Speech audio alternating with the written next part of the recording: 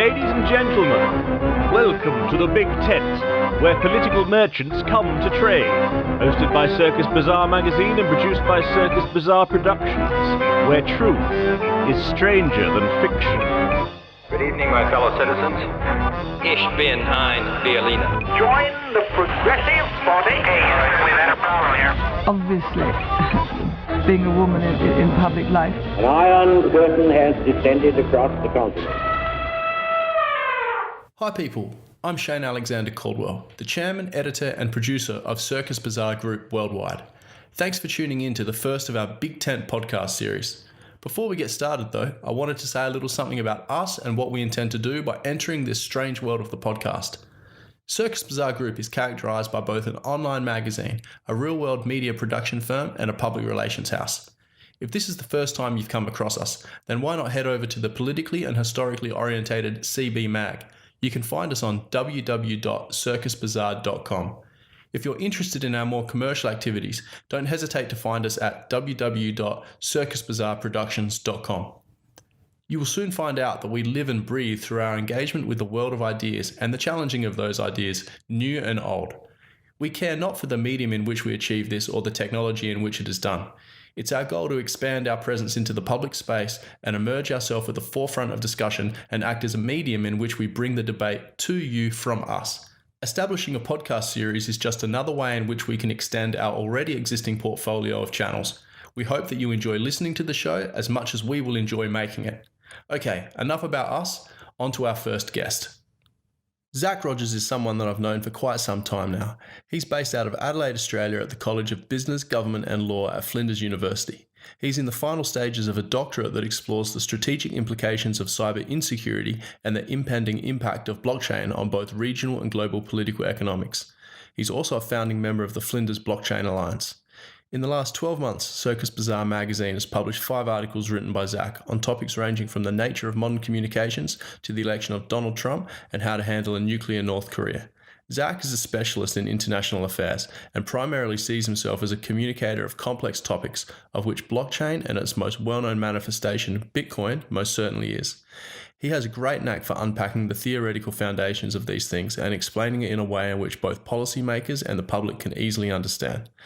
I just want to say, this is not another podcast that's trying to pump the price of Bitcoin. There's enough of that around already. Although I believe blockchain has future applications in all sorts of fields, I personally have a rather negative view on the future of Bitcoin itself and other non-nation state sanctioned currencies.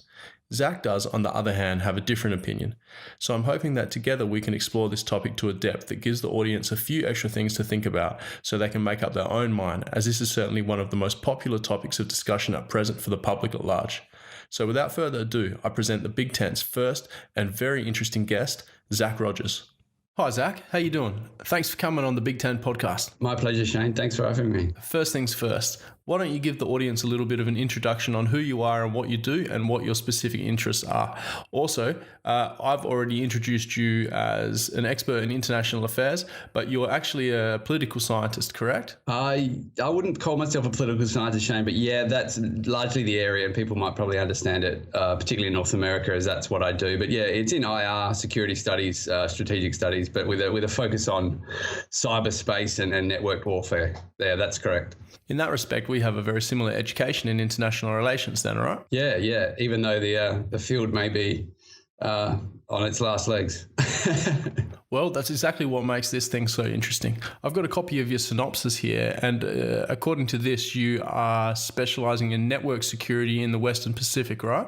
Okay, well, yeah. So over the last 4 years or so, Shane, I've been working on my thesis, which is essentially it's around analysing the way the United States has led sort of a shift into, or a decades-long effort really to shift warfare into the digital domain, and particularly in the sort of the late 90s, this idea of network-centric warfare became popular, and what it really was all about was breaking down stovepipes between the military services in the US, breaking down the way they think about operational concepts, breaking down the way they procure, in order to really, this is the Pentagon after the Cold War thinking about the future of warfare, but also realizing that it would have constrained budgets, realizing that it would have difficulties politically around the world, keeping alliances together, given the end of the Cold War and the breakdown of the Soviet Union.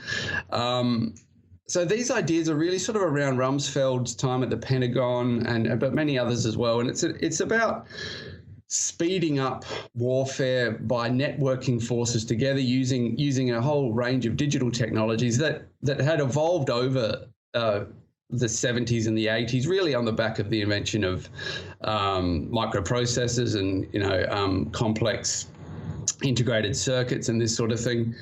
And the idea really for my thesis was that all of this is having strategic implications that are largely glossed over or just ignored mostly by people who talk about networked warfare, particularly in relation to the shifting materiality of warfare into the digital domain had to have implications at a sort of political and strategic level that weren't being highlighted by the people who talk about it, because it's largely discussed in sort of tactical or operational terms and very much focusing on the technical. So my thesis was really to try and open up a few avenues for IR scholars to think about how alliances and indeed adversarial relationships might be shifting on the back of this 20-odd year push to digitize warfare. But one of the interesting things that's really happened since I submitted my PhD, Shane, is that working backwards as you do a lot of the time with a PhD, I would have started it rather differently. I would have, for my PhD, the cyber context was kind of an adjunct, a bit of a thing that was off to the side. I kind of put it in a black box and tried to ignore it. I thought probably because I wasn't an expert in cyber, I wouldn't understand it. But what's happened really in the year since I've submitted my PhD, and I have got reviews, resubmissions to do, is that cyber for me has sort of swamped that whole idea. So I am kind of in a position where I'm resubmitting a thesis that I've already moved on from in many ways, and that's not unfamiliar to people who've done PhDs.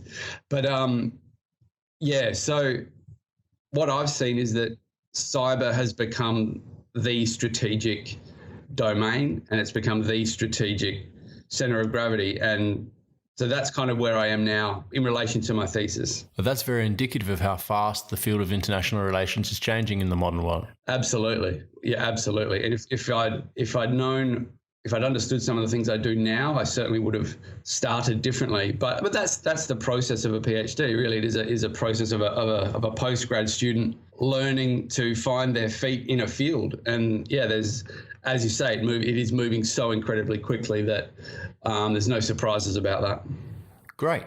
Well, Zach, the times where you and me have had extensive discussions about these things, one topic has always risen its head, and that's Bitcoin and blockchain's application to cyber warfare, which I know you've taken a very keen interest in. What have you discovered? Well, I see Bitcoin, Shane, as sort of the proof of concept that emerges towards the end of 2008 in a white paper by pseudonymous Satoshi Nakamoto.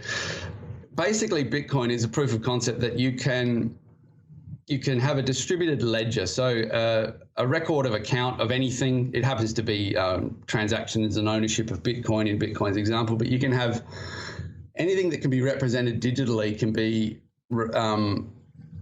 recorded across a distributed ledger. So all that means is that there's no intermediary who is in charge of updating and securing the ledger. It is secured across a number of nodes in a network. And the trick immediately when you try to use that sort of method is that you're faced with what they call a Byzantine generals problem. All that means is that if you've got a record of account across a number of nodes instead of just one or two, and there's nobody in charge of it, how do you make sure it's secure and accurate?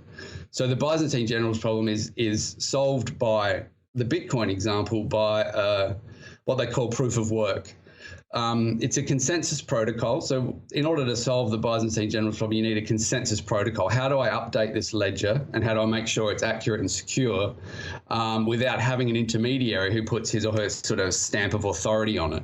Bitcoin uses proof of work to do that. It produces a chain of blocks into which a number of all the transactions and ownership record of Bitcoin go in every, I think it's 10 minutes with Bitcoin.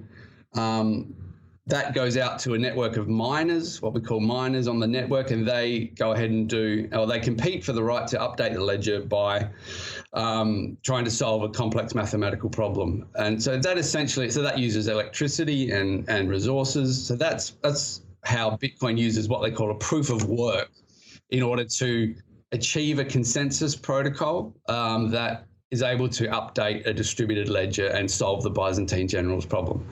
So it's essentially a form of accounting that goes beyond single and double entry accounting and becomes almost triple entry accounting.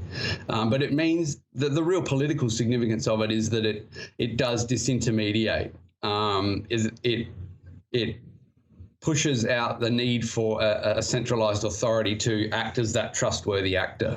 That's really where the significance of Bitcoin lies in that blockchain technology. See, to me, Bitcoin represents somewhat of an ideological investment built upon libertarian notions of economics.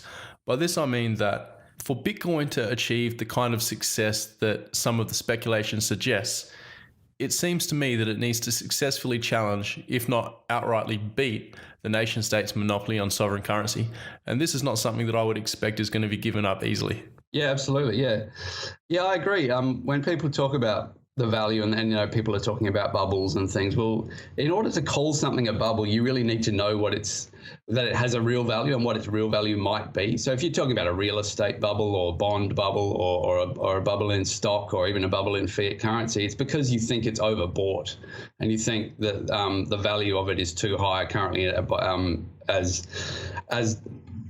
determined by the market. But how can you call Bitcoin a bubble if nobody knows what its value is? Because a lot of people don't even understand what its value is. And you're absolutely right that it is. Partially, it isn't as an ideological investment, as you call it. I think its true value and the value that it is essentially a proof of concept that you can have a record of account of anything. Really, what blockchain is saying is it doesn't have to be Bitcoin transactions. It's a record of account of anything that can be updated without an intermediary and kept secure. Now, what is the value of that? I have no idea. Bitcoin could be in a bubble. It could be too valuable already, or we could just be at the start of the curve. Certainly. I mean, I really do sympathize with the view.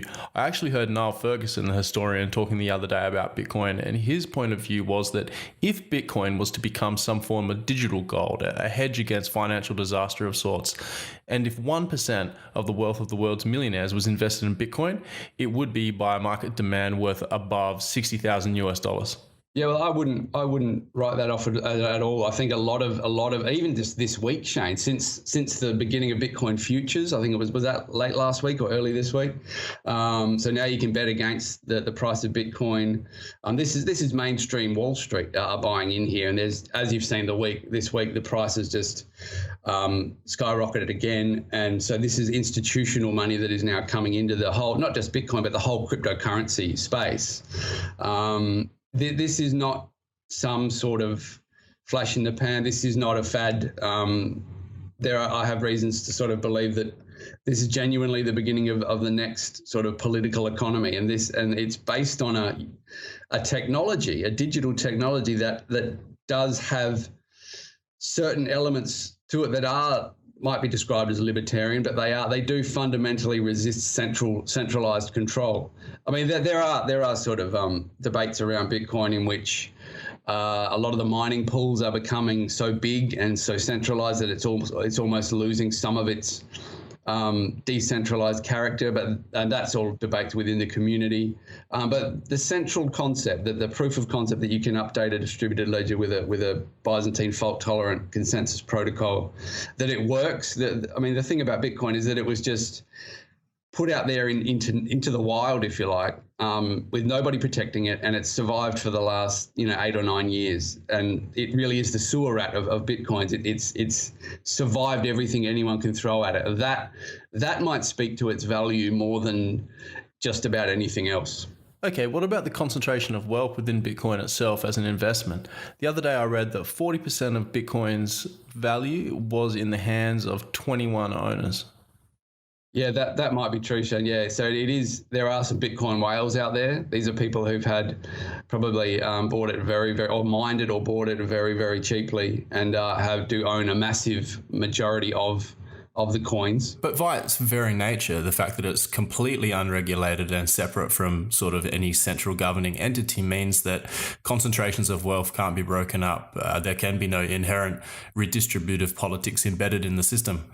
So in saying this, who are the big players in Bitcoin? Who do you expect to be actually not necessarily buying into it, but if technology is downstream from human nature, which is something that I tend to agree with, at some stage, do bigger players come in and wield human power over it? Well, that's really the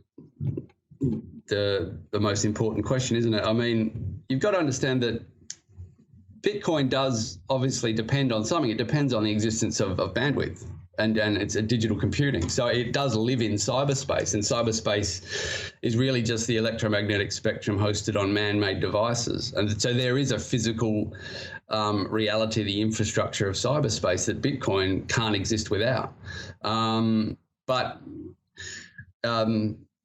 But that, in many ways, for me, it makes it anti-fragile. If you look at sort of fiat currencies and the way they work, they depend on a political agreement between governments and central banks regarding the privileges that central banks enjoy in that political arrangement, and they obviously depend on the essential sort of pillar of the state's power, which is its monopoly on violence. But those things have risen and fallen many, many times over the ages. I think when you look at cryptocurrencies and blockchain, you are looking at something that is anti-fragile in that way, because think about if you wanted to destroy Bitcoin, if you actually wanted to finish it off, how would you do it? I mean, for starters, you would need every government in the world, or a number of governments in the world, to actually get together and agree to do that, which is firstly extremely unlikely. But even if they did, even if in a fantastical sort of reality where governments actually got together and agreed on something, that they tried to ban it, it would just go to the dark web. The digital substrate itself is a libertarian. It does have libertarian features. It does naturally resist centralized control. So how you would even kill Bitcoin or cryptocurrencies, even if you wanted to, I have no idea, because I don't think you can. So in that way, they sort of do speak to that anti-fragile theme. And they do in many ways have a bit of a life of their own. So look, I see at the moment, Shane, just big money, these banks naturally see it as a threat, because it is a threat to what they do, central banking and commercial banking. But their clients are watching these gains had by people, and they are asking their bank managers and their fund managers to get them in on it. So it's not like the establishment is going to be able to just opt out or somehow, ban it or co-opt it or even take it over. None of this stuff is clear. It's not clear that any centralized authority is going to be able to commandeer this space. But of course, you are already seeing, and for many, really some of the first institutions to look into blockchain were indeed financial institutions and the big defense primes. Now, this is where all of this gets a little bit clearer if you have a cybersecurity perspective on it. And that's sort of where I have spent probably the last year or so trying to understand cryptocurrencies and blockchain, and indeed not all consensus protocols require a blockchain, just to be clear. But where all this is brought together for me a little bit more is in the cyberspace and cybersecurity narrative. So given the existing cyber warfare capabilities of, say, our largest nation states, you don't believe they have the capacity to do damage to Bitcoin? Well, there's a question of is there a backdoor, or is there a flaw in the encryption and these sorts of things. And there's no way for me to have any real view on that. But I mean, like I said, how would you kill it if you wanted to? You would essentially have to, short of a political, alignment, and short of actually being able to surveil the internet or the dark web, or the entire, the sort of the internet that you and I look at is like, I think it's 20% of the actual internet. So it's just, there's a whole world out there we don't see, and banks operate here as well as obviously criminals. But in order to ban it, you would essentially have to ban digital computing, Shane, which is obviously not going to happen. So there is a genuine anti-fragile sort of aspect to Bitcoin, but of course, all the big whales in the Bitcoin community is a bit torn apart by people who want it to go in different places, because Bitcoin is facing a big challenge in terms of its scalability. Its blockchain gets slower the more people use it. So that's a big problem for Bitcoin going from here. I don't think it looks like it's going to become a currency. I certainly see it having value as a store of value going forward, but it's hard to see it becoming something you and I used to pay for our coffee. But that's where the rest of the cryptocurrency space is evolving quickly and moving into that space. I mean, Ethereum has taken the Bitcoin concept and just completely evolved it into, instead of something that would, a blockchain that would record just Bitcoin transactions and ownership, Ethereum is essentially a blockchain that records computer states. So, the states of computers get put into a blockchain and recorded and kept safe and secure in that way. So smart contracts and these sorts of things executing on Ethereum's blockchain, this is where this space is going. So everything you can think of could be essentially, it could be tokenized. Anything you pay money for, let's say there's 6 or 7 basic things we all pay money for, rent, power, groceries, water, rego, anything you do, it can all be tokenized, and there could be a number of companies who provide services and goods in those spaces who you buy a token and you interact with across on a blockchain and using smart contracts. So you've disintermediated a whole class of sort of middlemen, and everything gets more efficient and sped up. But that's where I see all this going. But the cybersecurity context, I think, is probably what brings it all together. Yeah, well, please expand on that. What you hear from a lot of cybersecurity experts is that, and the ones I've spoken to, they very much think of blockchain in terms of the tactical, at a tactical level. So, and there are a lot of them aren't very excited about it, because it is indeed true that the blockchain, on the defensive cybersecurity side, you're talking about things like intrusion detection, intrusion prevention, and firewalls and antivirus. That's essentially what the defensive side of cybersecurity looks like. And blockchain offers probably very little innovation in that space. But I think about blockchain more at the operational or strategic level regarding data. So let me give an example of what I mean. And in terms of, I think blockchain has the ability to takes data off the battlefield. So, and cyberspace has become a battlefield over the last, 10 or 15 years. Absolutely, unequivocally, it's a battlefield. What I mean is that, so in October 2008, the NSA discovered one of their air-gapped classified computer networks under Central Command was breached. So this was a watershed moment for the NSA. In October 2008, they found a malware. They found a computer worm in one of their air-gapped classified computer networks, and this was when CENTCOM was prosecuting the wars in Iraq and Afghanistan. So this was an extraordinary watershed for the NSA. What happened was probably somebody in a soldier somewhere in Afghanistan or Iraq had probably put a thumb drive into a computer in CENTCOM's computer network, and it would have had malware on it.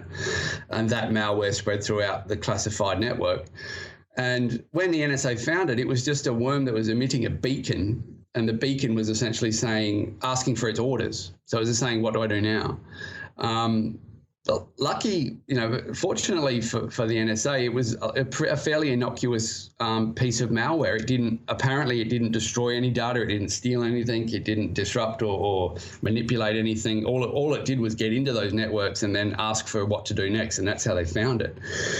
What the NSA did, they got their gun hackers, the Tailored Access Operations Group.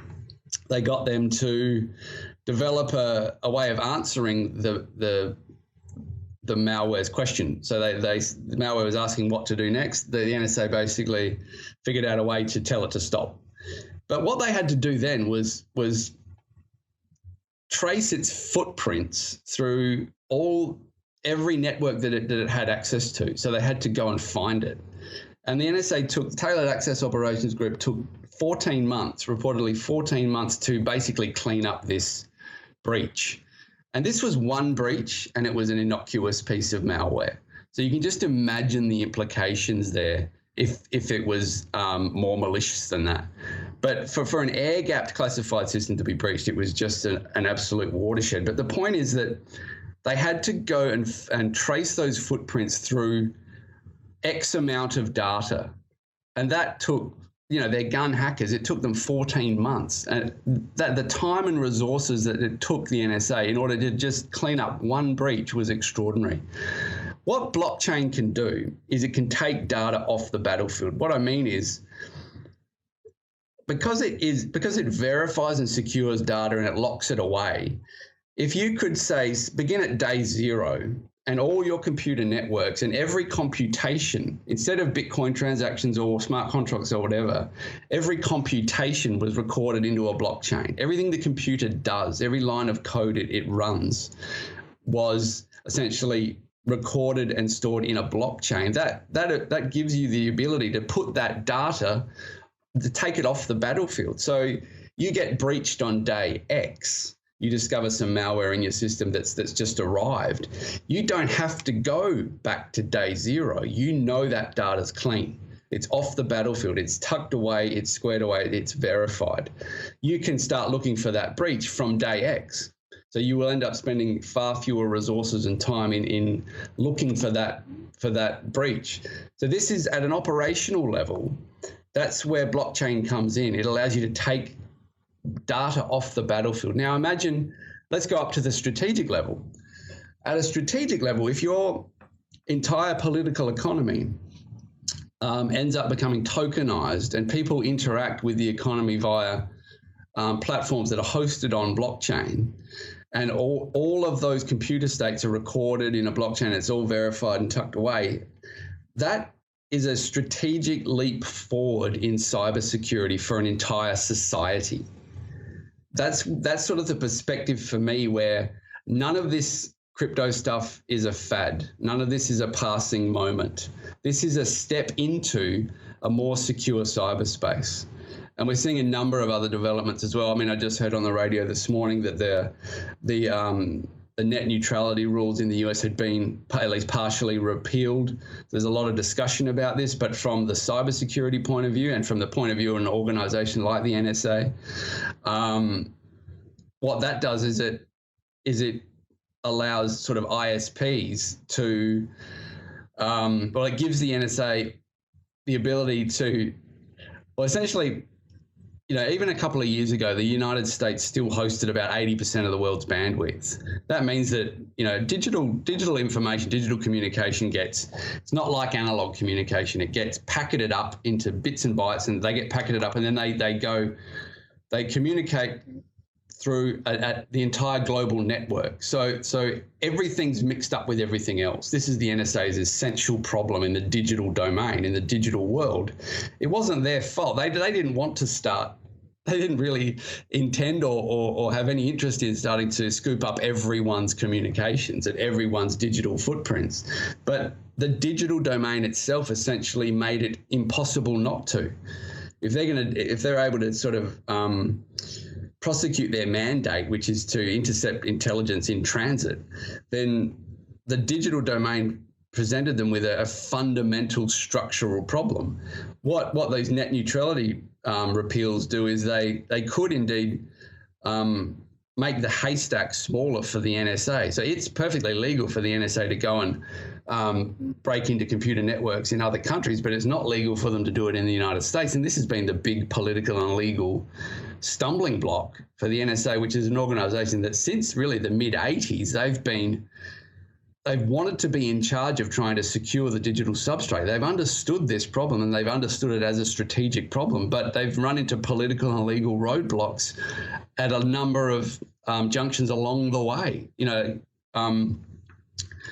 but what these net neutrality rules do, or the repeal of them do, and even indeed what I think a blockchain, a political economy does, where we're all using tokens and cryptocurrencies to interact with the economy, it brings some more verification and security into the digital substrate itself. Now, I know there's a range of political and social and ethical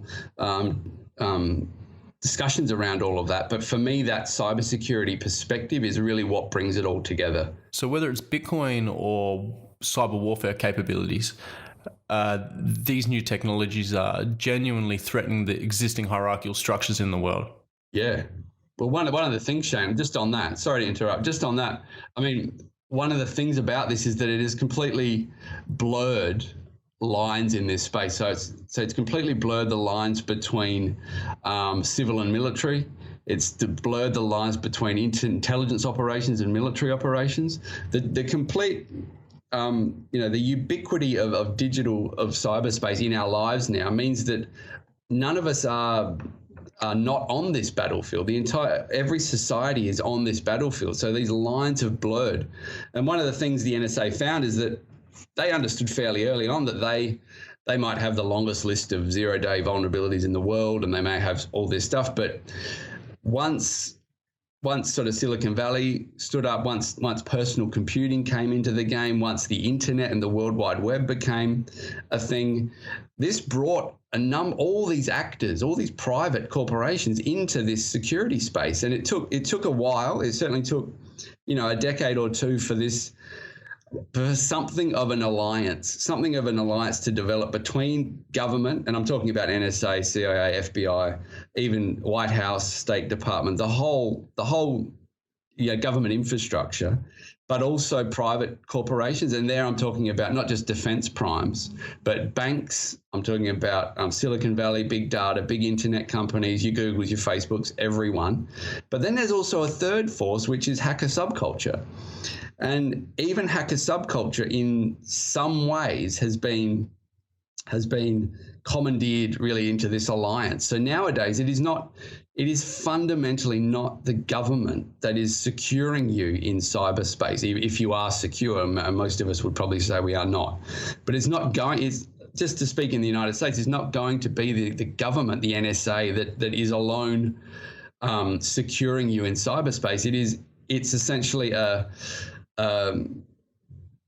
pretty messy sort of coalition of corporate, private, government, and even hacker subculture sort of individuals and groups who are doing this. But what's happened really since 2013, 2014 is that really they've begun to sort of fly as birds of a feather, if you like, birds of a feather that flock together. They really are starting to act in some sort of loose alliance, because corporations understand just as much as governments do, just as much as hackers do, that the fundamental insecurity of this space, and indeed the strategic importance of securing it. So something of a loose alliance has developed now between government and corporate. And so you see it everywhere. You see Facebook laying underwater internet cables to the Philippines and these sorts of things. This is a private public crossover that it's in many ways it's unprecedented. Although there's always been a military-industrial complex, we understand that, but now it's really a military-industrial internet commercial complex. It is widespread. And this is what the author Shane Harris would refer to as the military internet complex, right? Absolutely, yeah. Yeah, and Shane's book is a fantastic read if anyone's interested. And indeed, I think there's some great books out here for people to catch up on this stuff. Shane Harris with At War, Fred Kaplan's Dark Territory. I really like Splinternet by Scott Malcolmson. All this stuff's out there, and people really should educate themselves and understand it better, because it has everything to do with our lives. Yeah, Shane Harris had some wonderful analogies, actually. One being that before we had access to internet, law enforcement, having discovered a vulnerability in our Windows systems, for example, would be completely obliged to alert the population to such a security risk. Yet today, they seem to collect these cyber vulnerabilities that we all may have, and rather than alert us to the risks, they will collect these vulnerabilities to use to their advantage relative to other nation states and or whoever they're targeting. I must admit, in my research on this, I come down really quite sympathetically with the NSA. They're an organisation whose fundamental mandate is to intercept intelligence in transit. And what the digital revolution did was it just challenged them. And they're still being challenged by it, because it fundamentally shifts the structure of information. And after Obama's presidential committee, after the Snowden leaks, they went in and they interviewed people at the NSA, and the reports, certainly in Kaplan's book and others, was that NSA were more than forthcoming in what they were doing, and they tried to abide by the law to the letter, more or less. And the issue for them is that they're swamped by this digital domain in which information moves around the world differently. So for them to prosecute their mandate, which I don't think anyone is suggesting that they should give up what they do. So for them to prosecute their mandate, they have to wriggle through these legal and political and technical loopholes that are extraordinarily challenging. But I have no doubt the NSA did absolutely do their best to abide by the laws, and the laws themselves have weird little loopholes and irregularities in them that the public sees as quite suspicious. But I really come down quite sympathetically when from my research into the problems they've faced. Nowadays, now it's evolved to where industry and government and even hacker subculture, and particularly the explosion of private cybersecurity companies in the US, it really is, birds of a feather. They really are. It is like herding cats in many ways, but the United States has a unique ability to get that done. I think it's unique in the world in the way in which it can commandeer forces like that, even when they are competing and agendas and interests and forces are at loggerheads, they can still move forward. But you can see how at the highest strategic level that the whole world has moved onto a digital substrate. The country or countries that now manage to build some security back into that substrate will enjoy a strategic advantage going forward that could be as significant or more significant than the nuclear weapons. It could be as or more significant than the sort of the second offset strategy where the US conventional military went digital. This is the center of gravity of 21st century strategic competition. I have absolutely no doubt. And when you trace it all down and you get down to cryptocurrencies, in many ways, for me, that's the sort of first act in the almost crowdsourcing of cybersecurity. So you and I, starting to buy and trade cryptos, and maybe we start using them for some services and goods. The concept of self-sovereignty is really important. So everyone who's probably bought cryptos or bought some blockchain and see their value go through the roof now has a major incentive in keeping their private keys secure and keeping the addresses and everything they do online secure. So you and I are, as we move into this space, we become self-sovereign, and in many ways plays a part in the crowdsourcing of cybersecurity nonetheless in what are still ostensibly open societies. And when you sort of look at that as a strategic competition between open societies and closed societies, open is better, open is bigger, and when blockchains get big and they get public, they get arguably more secure. And then, of course, blockchains are like gold dust to artificial intelligence developers. So what our AI needs is sort of data that's been squared away and verified and it doesn't contain too much junk. So blockchains are able to give you that as well. So if AI and obviously quantum is the next strategic competition is already underway, big open public blockchains are again an advantage for open societies when they are developing AI solutions as well. So this really does have a sort of root to branch cybersecurity strategic context. And that's where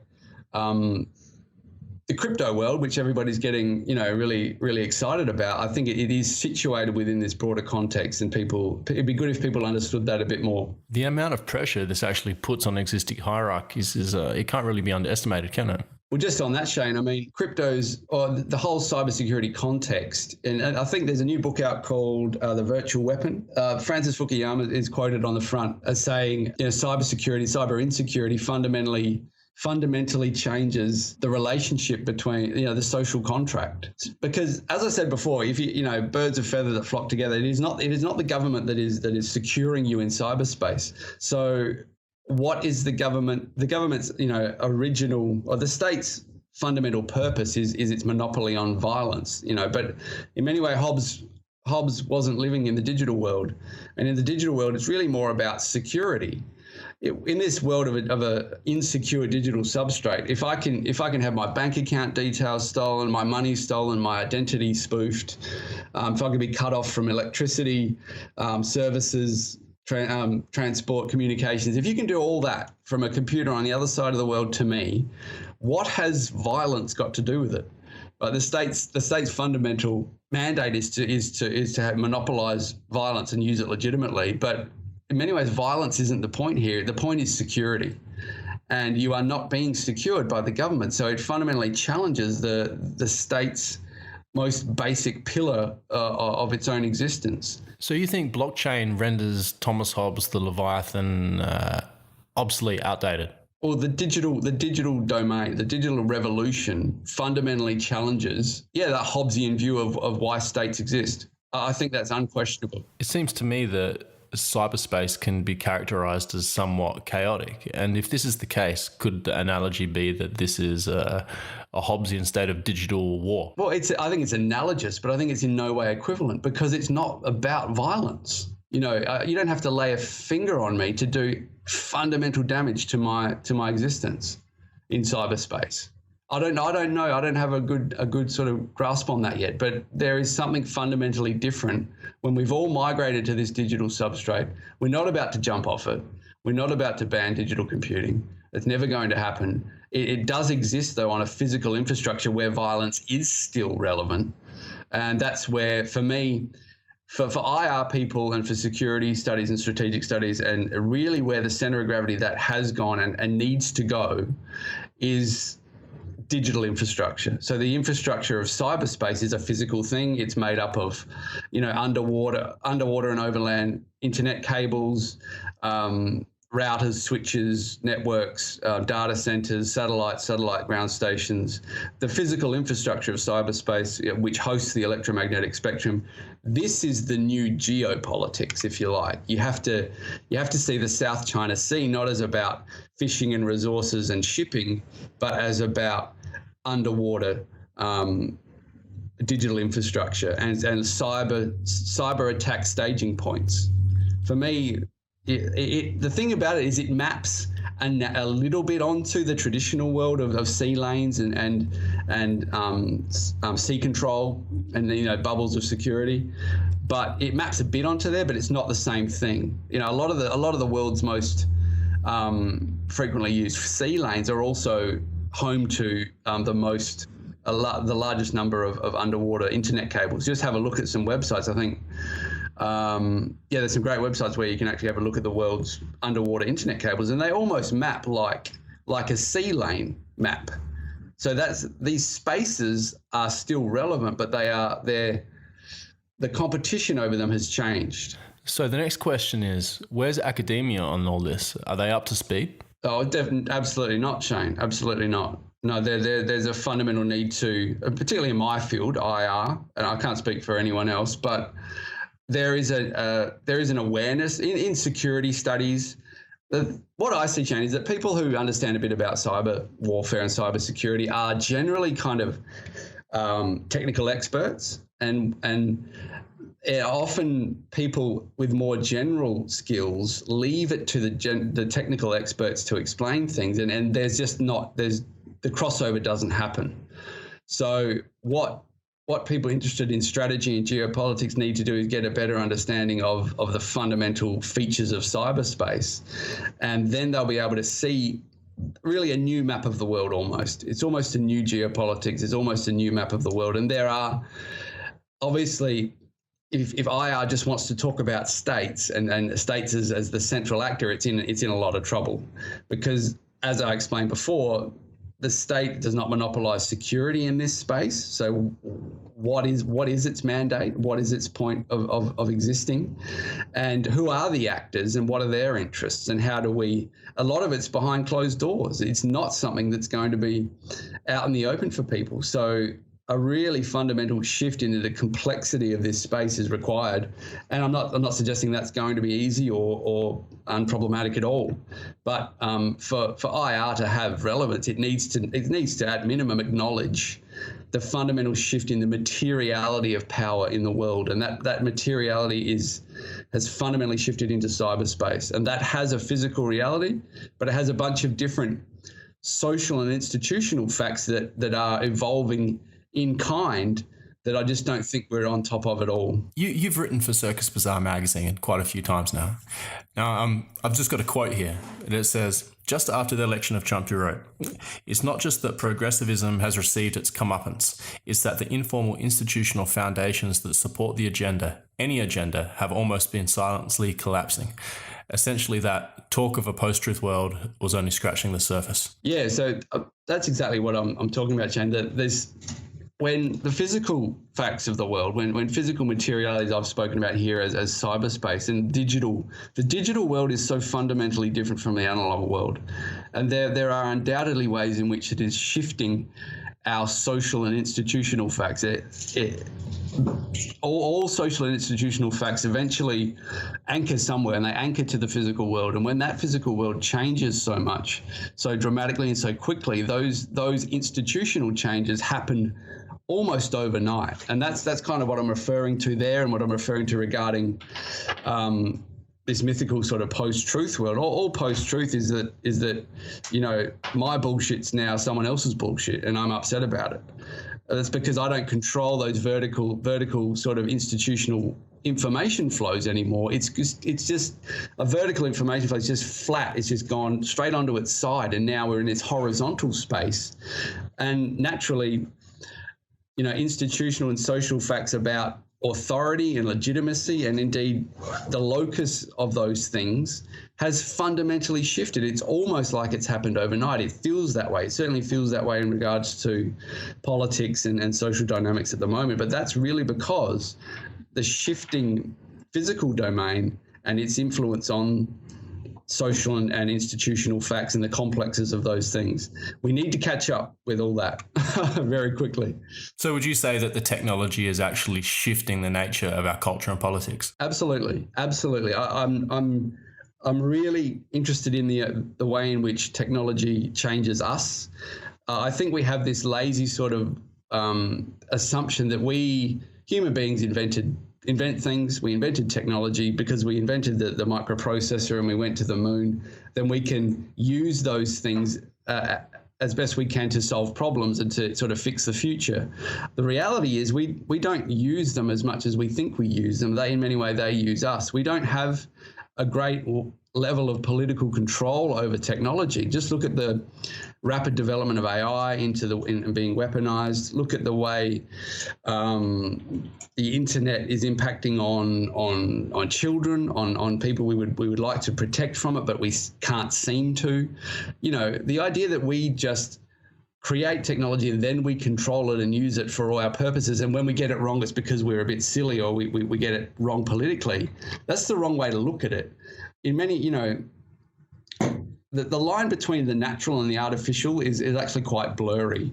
If you sort of do away with naturalism, we're all technologies in many ways. Biology is technology in many ways. repurposed it and processed it. It doesn't make it artificial in many ways. It's still just really one thing. There aren't two types of things in the world. There's really one thing. And so it's only natural. It should be well understood that we change when technology changes. It's a cyclical thing. It's intersubjective. It's not something we have a great deal of control over. And I see that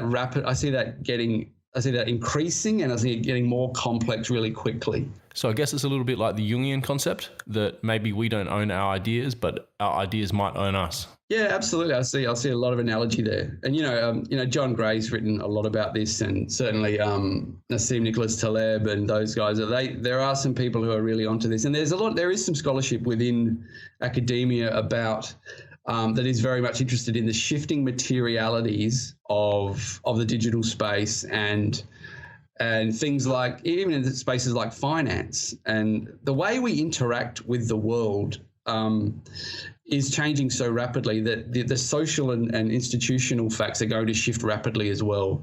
If we're talking about Bitcoin or cryptos becoming challenging the monopoly of central banks and commercial banks, this is fundamentally going to change society. There's absolutely no question about that. These are big changes that are in the process of happening. So it is actually networks versus hierarchies. Well, absolutely, yeah. We get to that space, and I haven't managed to get to Niall's book yet, but I know you have. But I've been very, very interested, and that speaks more to my thesis about the impact of networks, and networks really are different material.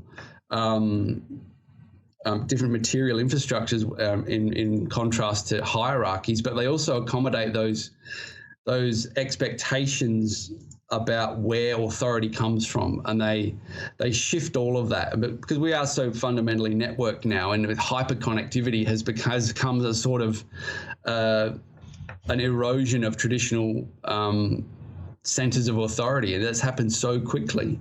These are the shifts I think that are happening they all look a bit blurry because they happen so quickly, but it's not impossible to get an understanding of them. And yeah, network theory and in contrast to hierarchy, that's a really good space for, I think all social sciences should be looking into that as well.